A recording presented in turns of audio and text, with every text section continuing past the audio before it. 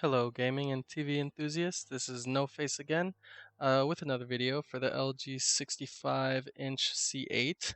I'll be talking about BFI, brightness, and settings to counteract this, as well as some comparisons to A1E's settings and what banding is, and some people don't know and constantly ask me what that is. Don't consider the settings in any of these clips until the last one where I talk about the best settings for BFI gaming, um, because well, the settings will have almost no sacrifice in brightness. I guarantee it. So for I'm just gonna show some Final Fantasy 15 footage in the background. I'll be switching between BFI on and off just to kind of demonstrate, but it's not really going to be very effective in demonstrating it since the camera is making adjustments for motion, and you can't really see it as well as it is in person. So essentially, the fundamentals of black frame insertion, uh, it's to counteract your brain's perceived motion blur because it is your optics that are causing this blur. It's not the actual technology. It's not the screen itself that is blurring. So what they do is they put these black frames in between. It's like imagine putting black paper in between these photos. You because essentially a movie or is a series of photos put together that create motion.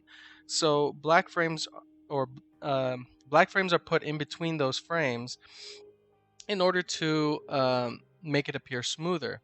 Somebody told me that there was double imaging in 30 hertz content or games that are 30 frames per second content because they use the same frames, but like they don't insert a complete black frame. They use multiple frames of the same frame, but this is actually um, outdated information since some televisions used to insert um, a dark version of the previous frame to have that same effect, but thus causing the double imaging. But according to LG's representative, this is not how the C8 does it. It is a complete black frame that is inserted to match up to the screen's 120 hertz refresh rate. So it's like a strobing effect. The more strobing you have, the more hidden the flicker is. So it's older televisions used to have slower refresh rates like 60 hertz, and but newer 4K televisions pretty much all have 120 hertz refresh rates. Not all of them, but most of them. And so you can imagine it like switching a light switch. You turn the light switch on, you turn it off, you see that flicker. You go faster, you see that flicker more and more and more until you just see a dimly lit room. The faster and faster you go, it's just going to be more and more dim, and it'll be smooth. You won't see any flicker. So that's essentially the same principle, and that's how the higher refresh rate you have on the TV, so 120 hertz refresh rate on the TV is gonna hide the flicker much better, and even more so in a 240 hertz refresh rate television. So it's really good to have a high refresh rate with black frame insertion like the C8 because it hides that flicker so well. Um, and in gaming, I don't notice flicker at all. And nobody that has played on my screen, that's a variety of family and friends that have um, done it on the A1E, which is also 120 hertz panel refresh rate, and on the C8, none of them have. Um, None of them have seen that flicker. So, and I've figured out settings that will allow you to enjoy bright gaming with BFI on the C8, and it's really wonderful because it's always been an issue with balancing that contrast, balancing the colors, balancing that all those settings together in order to have that clear, bright image. And so for this one, we're gonna go. People constantly ask about this smoothness. This well, similar to A1E smooth setting. It's the C8's. It's LG's method of smoothing out those gradations of color in sky and a lot of flat content like anime, things like that, to make a smoother image. So I'm gonna go in between each setting, the high, low to high or off to high, and auto so that you can see in this footage. This is from Ava 2.2. It's I'm just demonstrating how it doesn't smear even in clouds. That's those minor gradations, those minor shifts that are intended, that aren't they aren't artifacts. That it doesn't even on the highest setting, it doesn't smear them. It keeps them nice and detailed and separate. So that just like the A1E. So I'm gonna go to a clip where there is clear gradation stepping, unintentional, that does not look good. So right now it's on high, so you can't see it, but I'm about to switch it off. You'll see the steps in his hair. They'll appear right now. You should see them as you go up and up on each setting. The more and more it's going to go away. This is really, really effective for anime, for very high resolution content like 4K or Blu-ray movies. And you would want to use them in there. I would recommend low to medium for Blu-rays and things like that. But I mean, you can try high. I haven't really seen any artifacts, but it's just to be conservative. Really great on high for anime. I haven't seen what I'm about to show you. This is a low bitrate content. This is HD streaming off Hulu, and even though it claims to be HD, it is very low bitrate, as you can see. Going through these settings, this is the same effect that the A1E had on the smoothness setting, where all the detail in this low bitrate, because there's so much granulation, there's so much macro blocking, there's all these artifacts in the video that you're actually gonna get a lot of this smearing effect that just gets rid of detail, makes things blurry. It really doesn't look good. So I'd recommend not using that setting. Even on the low setting, it's still gonna smear, and I wouldn't recommend using it for like streaming off Hulu, or if you're streaming off Netflix, I think it should be fine. But things like Hulu, Amazon Prime, all those that don't have 4K streaming, it doesn't look very good on those scenes. So this is just the demonstration of the difference between that. Like, this is a Blu-ray upscaled to 4K from the television itself. It's running off Xbox One X, and it looks gorgeous. It looks smooth. It looks very, very nice. Uh, and even without these settings off, I mean, it's still fairly smooth. It looks very, very nice either way. But high smoothness definitely, or MPEG definitely does help. But for this next one, you can see I'm going to demonstrate banding. And I go to the game inside because it's very, very gray, very easy to see banding in this game. I've seen it in every single OLED, no matter what the settings I put. It is there. It is very apparent. You can see it in between those trees. You see how that very gray, very granular footage really pops out those banding issues. And what banding is um, it's like almost like a line that you see. It's almost like a static line that is going across the screen from the top to the bottom, and almost like some people call it jail bars, where it's like a jail bar effect that you get on the screen across the whole thing. And it's very, very rare that you see it in actual content. And almost in every OLED I've watched, even on my A1E that it had particularly a not very good um, screen uniformity in gray. The reason why people use gray is because that's where it's very easy to see the banding. So, and you could really easily see it in even in just the menus, the gray menus and things like that on the TV's interface. So it's a really nasty effect, and some people just can't tolerate it, and that's why they don't buy OLEDs, or they buy OLEDs, they see that and they return it. And that's completely understandable, because for me, LEDs haloing, I can't. That's my banding. For me, haloing in LEDs, I just can't stand it. I can't tolerate it.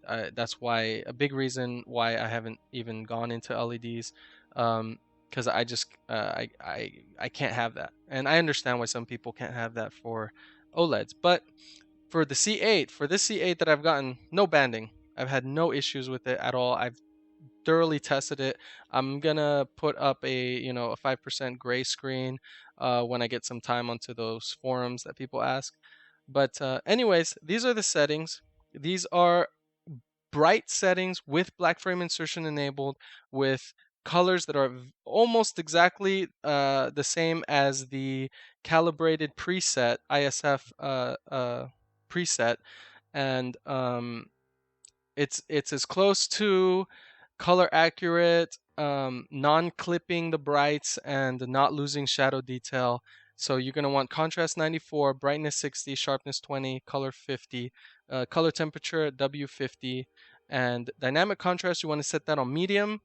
Dynamic color off, super resolution. The gamma is on low. That's not the standard setting. Gamma is actually on medium, and I'm going to go back to that in a second.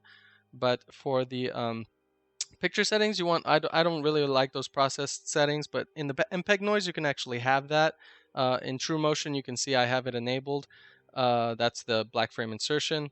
So MPEG noise you can actually use high even on gaming. I haven't seen any artifacting like I showed you earlier with the clip from the path. Um, that one, yeah, there's no MPEG smearing. I mean, the MPEG noise is like two settings. It's like smoothness from the A1E as well as some processing that I wish there were separate settings, but I haven't seen it very negative, so it's very good. And so I'm just going to show you in the gamma. Normally it's on medium, but you want it on low just to balance everything out, and it looks amazing. It looks very, very good. It's great in motion. Highly recommend you try these settings. I think you're gonna really like them. You're gonna see just how bright it is, even with black frame insertion. It's much brighter than the A1E with the settings that I uploaded on the A1E video that I have. This is actually much brighter than that and more accurate.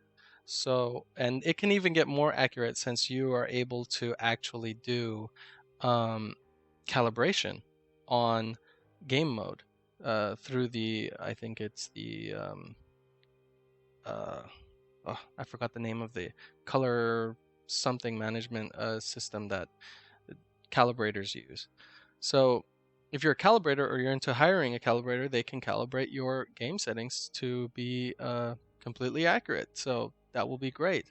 Um, I'm showing this footage again just because I forgot to mention that for HDR gaming, you're actually going to oh, and before I go on to this, the settings I had on the previous footage, it was set to 100. The OLED light was set to 0. That was only so that my camera didn't blow out so badly when I'm recording the footage. So ignore that. Actually have that OLED light all the way up to 100. Um, but for HDR gaming, I forgot to mention that it's actually much brighter thanks to the dynamic tone mapping. It's wonderful. It's such a wonderful setting. I wish that the A1E had it, but I'm very glad that the C8 does. It brings that punchy bright color really out of HDR, and if you don't care about motion clarity, you're gonna get even way brighter of an image. So bright it will compete with LEDs. Like honestly, it is so bright and very vivid. You'll really enjoy it even with black frame insertion on. You will really like it. I just have the HDR settings on standard with whatever those settings were in this clip, because there's really like no clear way to calibrate HDR at the moment, but just go with what's good with your eyes. You can kind of mess around with the settings and see what really looks nice and natural and punchy to you.